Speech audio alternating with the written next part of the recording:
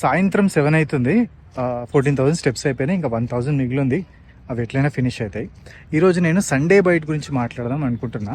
Sunday byte అంటే ఏంటంటే historical కాంటెక్స్లో Sunday రోజు మగవాళ్ళు చర్చికి వెళ్ళినప్పుడు కొంచెం అందంగా, అపీలింగ్గా, మాస్కులైన్ ఫీచర్స్తో కనిపించాలని కింది దవడ ఒకవేళ వెనకాలకు ఉంటే కనుక ఇట్లా ముందుకు పొజిషన్ చేసి పెట్టుకునేటోళ్ళంట, కొంచెం అపీలింగ్గా కనిపిస్తారని.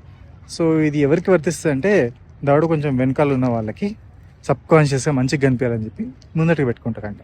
సో అట్లా దానికి సండే బైట్ అని పేరు వచ్చింది. సో మీరు సబ్కాన్షియస్గా పెట్టుకుంటున్నారు ముందుకు అంటే మీకు అట్లా ఆ దవడ కొంచెం ఫార్వర్డ్లీ ప్లేస్డ్ ఉంటే బాగుండు అనిపిస్తున్నట్టే. అట్లా కనుక మీకు దవడ ఫార్వర్డ్లీ ప్లేస్డ్ ఉండాలి, కొంచెం మాస్కులైన్ ఫీచర్స్ కావాలి అంటే మీ మ్యాక్సిలోఫేషియల్ సర్జన్ని కాంటాక్ట్ కండి. ఆర్థోగ్నాటిక్ సర్జరీ అనే ప్రొసీజర్ ద్వారా వెనకాలకున్న మీ కింది దవడని ముందరికి తీసుకొని రావచ్చు. అప్పుడు మీరు సబ్కాన్షియస్గా ముందుకు పెట్టుకోవాల్సిన అవసరం లేదు. మీ జా ఆటోమేటికల్లీ ముందుకే ఉంటుంది. So contact your maxillofacial surgeon if you want a permanent Sunday byte.